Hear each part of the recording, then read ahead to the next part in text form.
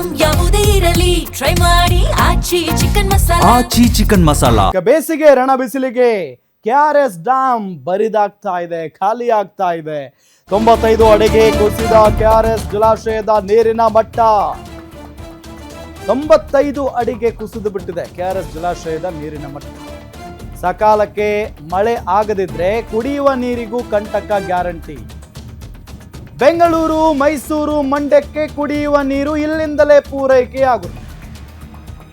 KRS ನಲ್ಲಿ ದಿನೇ ದಿನೇ ಕುಸಿತಾ ಇದೆ ನೀರಿನ ಮಟ್ಟ. ರೈತರು ಸೇರಿದಂತೆ ಹಳೆ ಮೈಸೂರು ಭಾಗದ ಜನರಲ್ಲಿ ಆತಂಕ ಶುರುವಾಗಿದೆ. ನೀರಿನ ಮಟ್ಟ ಕುಸಿತದಿಂದ ಬೇಸಿಗೆ ಬೆಳೆಗೆ KRS ನೀರು ಸಿಗೋದಿಲ್ಲ. ಕುಡಿಯಲು ಮಾತ್ರ ಡ್ಯಾಮ್ ನೀರು ಬಳಸುವಂತೆ ಸರ್ಕಾರ ಆದೇಶವನ್ನ ಹೊರಡಿಸುತ್ತೆ. ನೋಡಿ, KRS ನಲ್ಲಿ ಎಷ್ಟಿದೆ ನೀರು ಅನ್ನೋದನ್ನ ನಾವು ಗಮನಿಸ್ತಾ ಹೋಗೋಣ. ಗರಿಷ್ಠ ನೀರಿನ ಮಟ್ಟ ಎಷ್ಟು? ಅಲ್ಲಿ 124.80 ಅಡಿ. ಇಂದಿನ ನೀರಿನ ಮಟ್ಟ ಎಷ್ಟಿದೆ? 95.38 ಅಡಿ ಇದೆ. ಮಂಡ್ಯ ಜಿಲ್ಲೆಯ ರೈತರ ಜೀವನಾಡಿ ಎನಿಸುವ KRS ಜಲಾಶಯ ಈ ಬಾರಿ ಏನು ಬೇಸಿಗೆಗೂ ಮುನ್ನವೇ ಕೂಡ ನೀರಿನ ಮಟ್ಟ ಕುಸಿತ ಆಗ್ತಿರುವಂಥದ್ದು. ಯಾಕೆಂದರೆ ಈ ಬಾರಿ ಬಿಸಿಲಿನ ತಾಪ ಕೂಡ ಸಾಕಷ್ಟು ಹೆಚ್ಚಾಗಿದೆ. ಅದರಲ್ಲೂ ಕೂಡ ಮುಂಗಾರು ಮಳೆ ಕೂಡ ಅಭಾವದಿಂದ ಏನು ಇನ್ನೂ ಕೂಡ ವಿಳಂಬ ಆಗೋದ್ರಿಂದ KRS ಜಲಾಶಯ ನೀರಿನ ಮಟ್ಟ ದಿನೇ ದಿನೇ ಕುಸಿತ ಆಗ್ತಿರುವಂಥದ್ದು. ನಾನೀಗ KRS ಜಲಾಶಯದ ಹಿನ್ನೀರಿನ ಹಿಂಭಾಗದಲ್ಲಿ ಇದ್ದೀನಿ. ನೀವು ದೃಶ್ಯದಲ್ಲಿ ನೋಡ್ತಾ ಇದ್ದೀರಿ. ಏನೀಗ ಕಾಣ್ತಾ ಇದ್ದು KRS ಜಲಾಶಯ. ಈ ಒಂದು ಜಲಾಶಯ ಇದೀಗ ನೀರಿನ ಮಟ್ಟ ದಿನೇ ದಿನೇ ಕುಸಿತ ಆಗ್ತಾಯಿದೆ. ಅದರಲ್ಲೂ ಕೂಡ ನೀರಿನ ಮಟ್ಟ ಏನು ಗರಿಷ್ಠ ಅಡಿ ಇದ್ದಂತಹ ಏನು 124.80 ಗರಿಷ್ಠ ಇದ್ದಂತಹ ನೀರಿನ ಮಟ್ಟ ಇದೀಗ ಕೇವಲ 95 ಅಡಿಗೆ ಇಳಿದಿದೆ. ಮುಂದಿನ ದಿನಗಳಲ್ಲಿ ಬಿಸಿಲಿನ ತಾಪ ಮತ್ತಷ್ಟು ಹೆಚ್ಚಿಗೆ ಆಗೋ ಕಾರಣದಿಂದ ಮತ್ತಷ್ಟು ಕುಸಿತ ಆಗುವಂಥ ಸಾಧ್ಯತೆ ಕೂಡ ಕಾಣ್ತಾ ಇದೆ. ಈಗಾಗಲೇ ಕೂಡ ನೀವು ನೋಡ್ತಾ ಇದ್ದೀರಿ, ಏನು ಜಲಾಶಯದಲ್ಲಿ ನೀರಿನ ಮಟ್ಟ ಕಡಿಮೆ ಆಗೋದ್ರಿಂದ ಬಹುತೇಕ ಬಂಡೆಗಳ ದರ್ಶನ ಆಗ್ತಿದೆ. ಖಾಲಿ ಪ್ರದೇಶ ಏನಿದೆ ಅದು ಕೂಡ ಹಿನ್ನೀರಿನ ಖಾಲಿ ಪ್ರದೇಶ ಬಹುತೇಕವಾಗಿ ಬೀಳೋ ರೀತಿ ಕಾಣ್ತಾ ಇದೆ. ಈಗಾಗಲೇ ಕೂಡ ಜಲಾಶಯದ ಮಟ್ಟ ಕೂಡ ದಿನೇ ದಿನೇ ಕಡಿಮೆ ಆಗ್ತಿರೋದು ಒಂದು ಕಡೆ ರೈತರಿಗೆ ಆತಂಕ ತಂದಿದೆ, ಮತ್ತೊಂದು ಕಡೆ ಕುಡಿಯುವ ನೀರಿಗೂ ಕೂಡ ಅಭಾವ ಎದುರಾಗುವಂತಹ ಸಾಧ್ಯತೆ ಇರುವಂಥದ್ದು. ಯಾಕೆಂದರೆ ಏನು ಈ KRS ಜಲಾಶಯವನ್ನು ನಂಬಿಕೊಂಡು ಜಿಲ್ಲೆಯ ಏನು ಮೈಸೂರು, ಬೆಂಗಳೂರು ಸೇರಿದಂತೆ ಸುತ್ತಮುತ್ತಲ ಜಿಲ್ಲೆಗಳಿಗೆ ಇದೇ ಒಂದು ಕುಡಿಯುವ ನೀರಿನ ಆಸರೆ ಕೇಂದ್ರ ಆಗಿರುವಂಥದ್ದು. ಈ ಜಲಾಶಯದ ನೀರಿನ ಮಟ್ಟ ಇದೇ ರೀತಿ ಕಡಿಮೆ ಆದರೆ ಮುಂದಿನ ದಿನಗಳಲ್ಲಿ ಏನು ಮೈಸೂರು, ಬೆಂಗಳೂರು ಸೇರಿದಂತೆ ಹಲವು ಜಿಲ್ಲೆಗಳಿಗೆ ಕುಡಿಯುವ ನೀರಿನ ಅಭಾವ ಎದುರಾಗಲಿದೆ.